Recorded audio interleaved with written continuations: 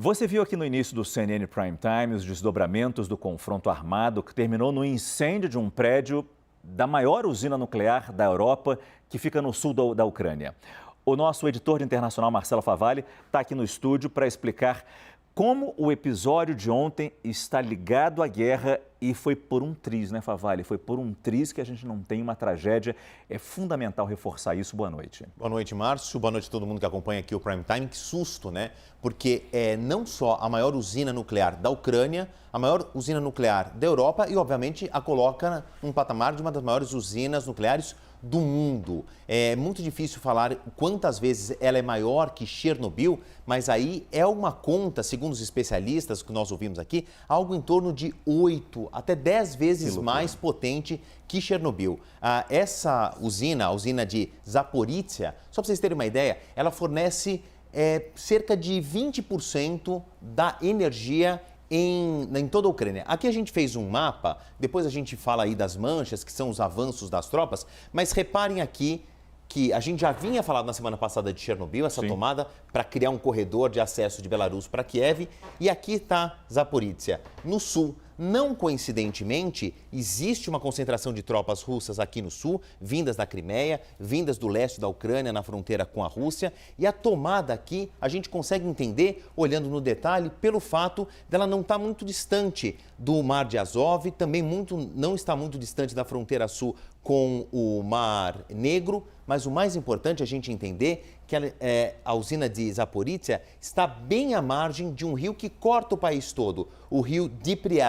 Então, para a gente entender, uma tática de guerra é um fluxo de energia que abastece a Ucrânia na casa de 20% e ter uma das margens do rio, que também é um acesso estratégico aí na movimentação de tropas e de defesa, Márcio. Para entender o que pode ter ocorrido na usina de Zaporizhzhia e suas consequências, eu vou conversar com Aquilino Senra. Daqui a pouco a gente vai fazer essa entrevista com... Ele é físico, ele é professor do Programa de Engenharia Nuclear da COP, da UFRJ. Mas daqui a pouco a gente vai fazer essa entrevista com o professor Aquilino. Antes, Favalli, eu acho que é fundamental a gente entender um pouco mais a posição da usina no mapa e conhecer essa usina mais de perto. Zaporizhzhia, vamos dar um mergulho na cidade de Endenohar, que é uma cidadezinha pequenininha onde ela está instalada. Tá aqui, ó, o rio que eu falei que abastece a usina, é um importante elemento para o resfriamento dos 6 reatores. E aqui a gente entende que é uma cidade pequena, que tem uma espécie de um vilarejo, uma área residencial que supostamente atende, são de moradores que trabalham em função da usina. Zypryat é uma unidade aqui da Ucrânia maior, mas Endenohar é onde ela está encravada. É nessa cidade que a gente viu aqueles moradores protegendo o acesso à usina. Exatamente, supostamente aí em um desses acessos para impedir que as tropas russas chegassem até a usina, que, repito, é um importante ponto de abastecimento de energia elétrica para toda a Ucrânia. Agora a gente consegue fazer mais um mergulho aí, ó. Para chegar mais próximo da usina. Claro, a gente entender exatamente a usina. Ela está nessa zona avermelhada aqui que o nosso departamento de arte fez esse recorte para que todo mundo possa entender no mapa. Abaixo, como eu falei, 6 sequências, são os 6 reatores que são protegidos, uma espécie de um sarcófago, um envelopamento com toneladas e toneladas de concreto muito bem protegidos para manter o reator, que é o combustível nuclear, dentro, confinado nesses núcleos dos reatores. E aqui a gente entende aí, tem um estacionamento, os prédios administrativos, unidades de resfriamento desses reatores, Márcio.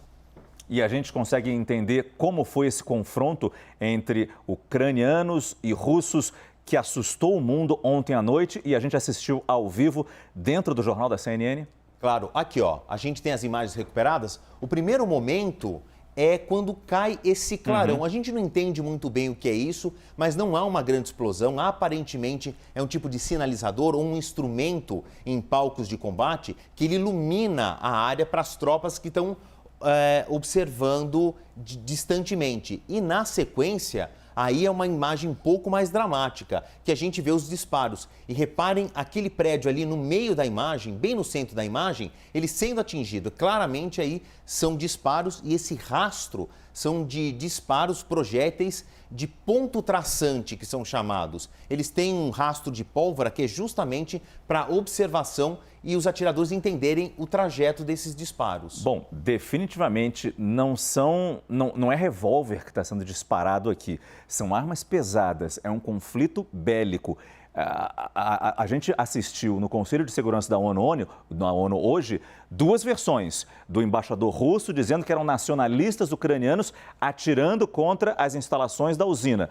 O embaixador ucraniano dizendo que não eram tropas russas. Mas o detalhe que a gente vai ter agora, numa próxima imagem, são os homens do bombeiros da brigada de incêndio da própria usina, claro, apagando essas chamas. Ou seja, aquele confronto ali atingiu um prédio e pegou fogo. Exatamente. E a gente também tem esse confronto de versões. Os russos dizem que foi uma espécie de uma sabotagem, que essa unidade adjacente à usina, que eu quero dizer, faz parte do complexo da usina, mas não são os reatores que foram atingidos e não são os reatores que foram atacados. E como o Márcio explicava, existe uma guerra de versões. Para os russos, houve uma espécie de uma sabotagem, um fogo amigo de nacionalistas atirando contra o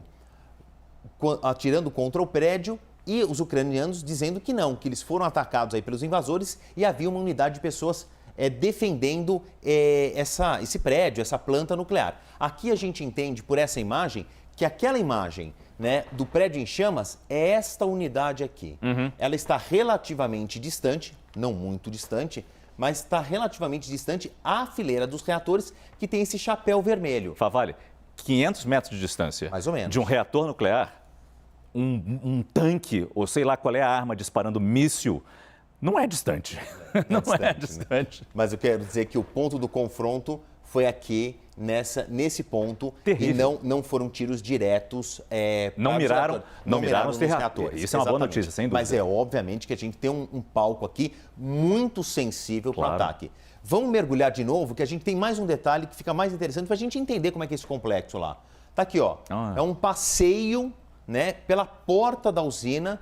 A gente entende que os reatores estão alinhados aqui, ó. São 6 prédios que de cima a gente via como se eles tivessem uma espécie de um chapéuzinho vermelho. Eles estão alinhados aqui com as unidades de resfriamento mais perto ali do Márcio, naquele muro. Exatamente. E a gente também entende aqui numa projeção que aquele edifício atingido, ele está mais para a esquerda, fora aqui desse retrato que nós fizemos. E a gente percebe que, olhando pelo Google Maps, fazendo esse passeio pelo Google Maps, a gente percebe que os tiros as tropas estariam de costas para os reatores. Os prédios estariam mais ou menos aqui onde eu estou e os tiros eram disparados para cá.